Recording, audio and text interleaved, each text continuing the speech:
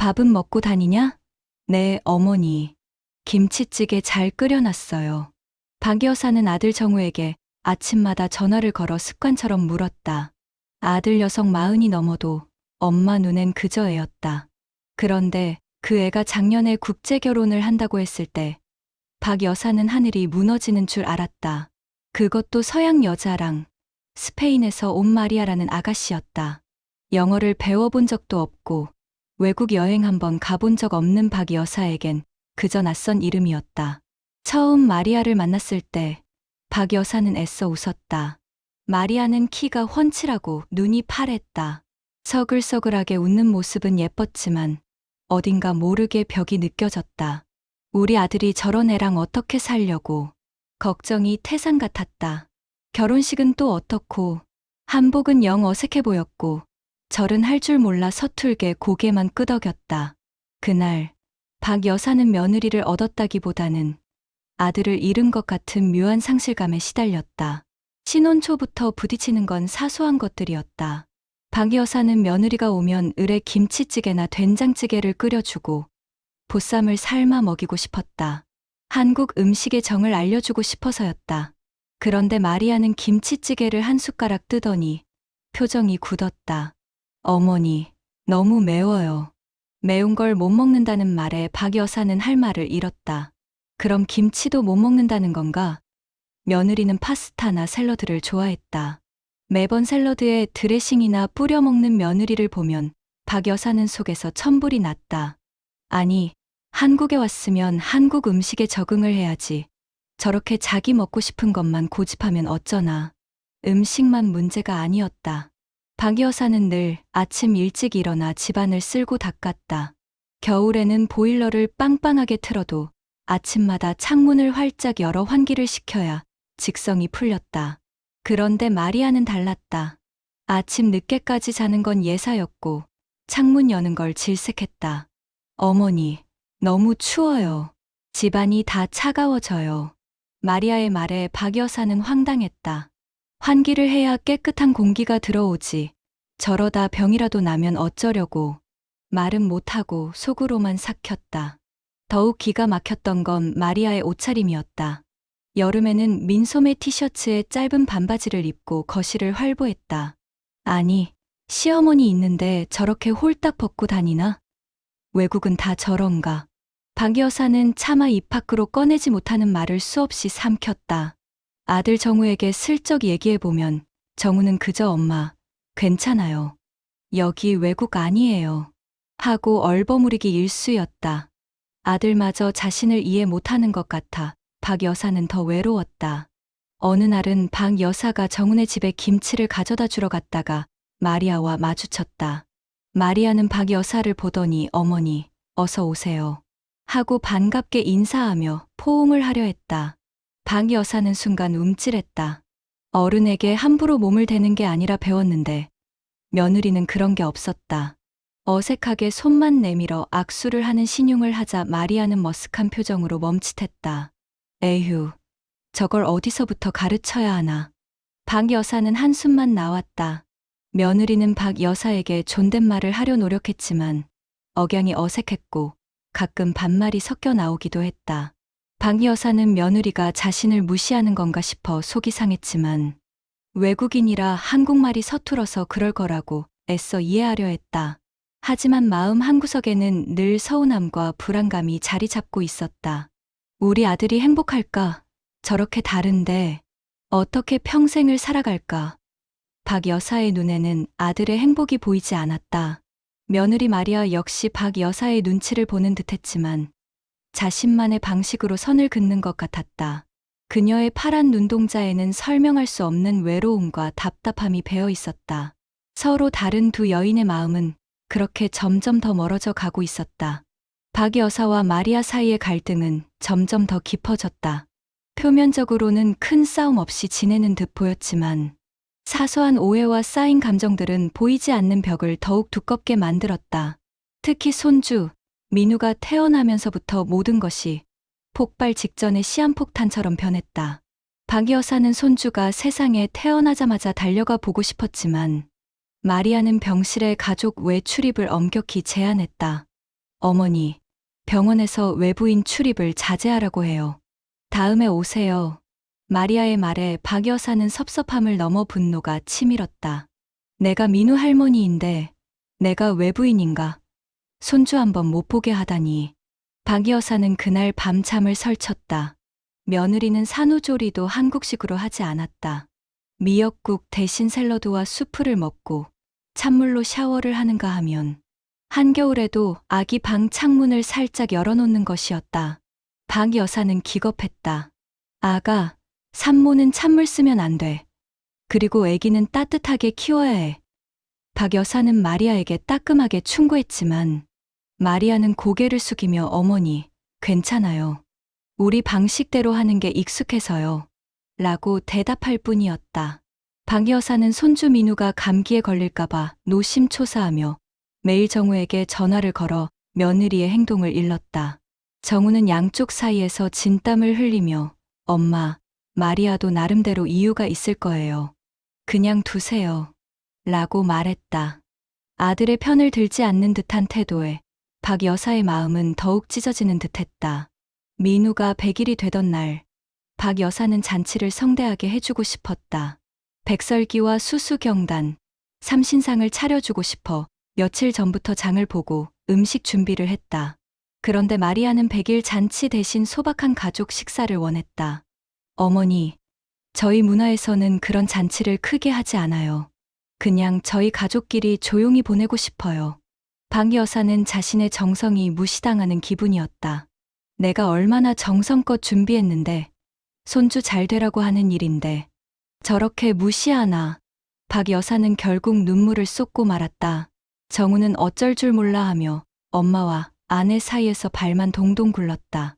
결국 박 여사의 고집으로 소규모로나마 한국식 백일상이 차려졌지만 그 과정에서 세 사람은 이미 깊은 상처를 주고받은 뒤였다. 어느 날 박 여사가 민우를 보러 갔을 때였다. 민우는 이제 막 옹알이를 시작하며 엄마 아빠를 부를 때였다. 박 여사는 민우에게 우리말로 노래를 불러주고 싶었다. 우리 아기, 이리 오너라 맘마 먹고 쑥쑥 커라. 박 여사의 노랫소리에 민우가 방긋 웃자 박 여사는 흐뭇했다.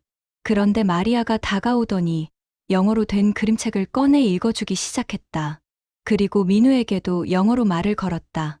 박 여사는 불안해졌다. 아니, 이제 겨우말 배우는 애한테 벌써 외국말을 가르치면 어쩌나. 우리말부터 제대로 배워야지. 박 여사는 마리아에게 조심스럽게 말했다. 아가, 민우한테는 우리말로만 이야기해야지. 나중에 헷갈리면 어떻게 해. 마리아는 당황한 표정으로 어머니, 괜찮아요. 아이들은 여러 언어를 동시에 배워도 헷갈리지 않아요. 오히려 더 좋다고 해요. 라고 답했다. 그 순간 박 여사는 더 이상 참을 수 없었다. 아가, 여기가 스페인이야. 한국에서는 한국말을 먼저 가르치는 게 당연한 거 아니니? 왜 자꾸 내 말을 무시하니? 박 여사의 목소리가 높아졌고 마리아의 얼굴은 하얗게 질렸다. 정우는 퇴근하고 돌아와 싸늘한 공기 속에서 그 말을 들었다. 마리아는 침실에 틀어박혀 울고 있었고 박 여사는 현관 앞에서 서럽게 흐느끼고 있었다. 정우는 주저앉아 머리를 감싸 쥐었다. 그는 두 사람을 모두 사랑했지만 그 사랑의 방식이 너무나 달랐다. 이대로는 안 돼. 이러다 우리 가족이 다 무너지고 말 거야. 정우는 가슴 속 깊은 곳에서 절규하는 소리를 들었다. 그는 엄마와 아내, 그리고 아들 민우를 위해서라도 이 모든 것을 끝내야만 했다. 하지만 어떻게? 그에게는 답이 보이지 않았다. 정우는 박 여사와 마리아의 갈등이 더 이상 방치할 수 없는 지경에 이르렀다는 것을 깨달았다. 그는 며칠 밤낮을 고민했다. 결국 그는 먼저 어머니 박 여사를 찾아갔다. 주말 아침, 정우는 박 여사가 좋아하는 갈비찜을 사들고 찾아갔다. 박 여사는 아들이 갈비찜을 사왔다는 말에 내심 반가워했지만 아들의 얼굴에 드리운 어두운 그늘을 보고는 직감했다. 무슨 일이지? 정우는 한숨을 길게 내쉬며 말을 꺼냈다. 엄마, 저 힘들어요. 마리아도 힘들고 엄마도 힘든 거 알아요. 민우도 눈치 보고 있어요. 정우는 자신의 솔직한 감정을 털어놓았다. 엄마는 마리아가 엄마를 무시한다고 생각하시죠. 근데 마리아는 엄마 방식이 너무 어렵고 자신은 사랑받지 못한다고 생각해요. 한국말도 서툴고 문화도 모르니 뭘 해도 어색하고 실수하는 게 아닐까. 혹시 어머니가 자기를 미워하는 건 아닐까 늘 걱정해요. 박 여사는 아들의 말에 순간 얼어붙었다. 자신은 그저 며느리가 한국 문화를 배우고 자신을 존중해 주길 바랐을 뿐인데 며느리는 자신을 미워한다고 생각했다니. 내가 마리아를 미워한다고. 아니야, 나는 그저 우리 방식으로 살았으면 했지. 박 여사의 목소리가 점점 작아졌다. 정우는 계속해서 말했다. 엄마, 마리아는 자기 나름대로 엄마를 존경하고 사랑하려고 노력하고 있어요. 포옹하는 건 서양에서 가장 친밀한 애정 표현인데 엄마가 거부하니까 마리아는 시어머니가 나를 싫어하나 하고 오해했을 거예요. 매운 음식을 못 먹는 것도 아침 늦게까지 자는 것도 그게 마리아의 방식인 건데 엄마는 그걸 게으르다거나 버릇없다고 생각하고 계시고요. 엄마가 가진 기준이 마리아에게는 너무나 큰 벽이었을 거예요. 박 여사는 아무 말 없이 아들의 말을 들었다. 처음에는 아들이 며느리 편만 드는구나 하고 서운했지만 아들의 얼굴에 드리운 고통과 진심이 느껴지자 가슴이 먹먹해졌다. 자신은 그저 한국식으로 사랑을 표현하고 한국식으로 가족을 만들고 싶었을 뿐인데 그게 며느리에게는 고통이었을 수도 있다는 생각에 미치자 머리가 한 대 얻어맞은 듯했다. 며칠 후 정우는 마리아와도 진지한 대화를 나눴다. 마리아는 눈물을 글썽이며 정우, 나는 정말 노력했어. 하지만 어머니는 나를 이해해주지 않는 것 같아. 내가 뭘 해도 다 틀렸다고만 생각하시는 것 같아. 나는 이곳이 너무 외로워. 라고 말했다. 정우는 마리아의 손을 잡고 부드럽게 말했다. 마리아, 어머니도 너를 사랑하고 계셔. 다만 그 사랑을 표현하는 방식이 너무 다른 것뿐이야. 어머니는 내가 한국 문화를 받아들이고 따르는 것이 자신을 존중하는 방식이라고 생각하셔. 포옹 대신 존댓말과 정갈한 태도로 어른을 모시는 것이 한국식 사랑이야. 내가 미역국 대신 샐러드를 먹고 아침 일찍 일어나지 않는 것이 어머니에게는 나를 무시한다고 비춰질 수도 있어. 그게 옳고 그르다는 게 아니야. 그냥 문화가 다른 거지. 어머니는 내가 이방인이 아니라 자신의 가족이 되길 바라셔서 그러시는 거야. 마리아는 정우의 말에 고개를 끄덕였다. 그녀는 한 번도 시어머니의 행동을 사랑의 표현이라고 생각해 본 적이 없었다. 그저 자신을 향한 비난이나 문화적 강요라고 느꼈을 뿐이었다. 어머니도 나름의 방식으로 나를 가족으로 받아들이려 노력하고 있었구나. 마리아는 그동안 자신이 얼마나 많은 오해를 하고 있었는지 깨달았다. 두 사람은 서로의 아픔을 확인하고 문화 차이에서 오는 오해를 풀어가기 시작했다. 정우는 두 사람 사이에 놓인 거대한 벽이 사실은 서로를 향한 사랑이 변질된 것이었음을 깨달았다. 이제 그는 그 벽을 허물어야 했다. 정우의 솔직한 고백 이후 박 여사와 마리아의 관계는 조금씩 변화하기 시작했다. 정우는 어머니와 아내 사이에서 단순히 중재하는 것을 넘어 적극적으로 서로의 문화와 감정을 번역해주기 시작했다. 어느 날 저녁, 정우는 마리아에게 말했다. 마리아, 어머니가 너한테 미역국 끓여주는 건 한국에서 내가 너를 아끼고 사랑한다는 최고의 표현이야. 산모가 먹어야 할 가장 좋은 음식이라고 생각하시거든. 내가 먹지 않으면 상처받으시는 거야. 마리아는 그제야 미역국의 의미를 알았다. 다음 날, 박 여사가 미역국을 끓여왔을 때 마리아는 맵지 않게 간을 해달라고 부탁하며 한 그릇을 천천히 비웠다. 비록 아직은 어색했지만 마리아는 미역국을 먹는 내내 박 여사의 얼굴에서 희미한 미소를 보았다. 박 여사 역시 며느리가 미역국을 다 먹는 모습에 눈가가 촉촉해졌다. 드디어 내 마음을 알아주는구나. 반대로 정우는 박 여사에게도 마리아의 마음을 전했다. 엄마, 마리아가 포옹하려고 했던 건 엄마에게 친근함을 표현하고 싶어서였어요. 서양에서는 가족끼리 그렇게 사랑을 표현하거든요. 엄마를 무시하려던 게 아니라요. 박 여사는 그 말을 듣고 한참을 생각했다. 다음번에 마리아가 찾아왔을 때 박 여사는 어색하게 팔을 벌렸다. 마리아는 깜짝 놀라며 박 여사를 조심스럽게 안았다.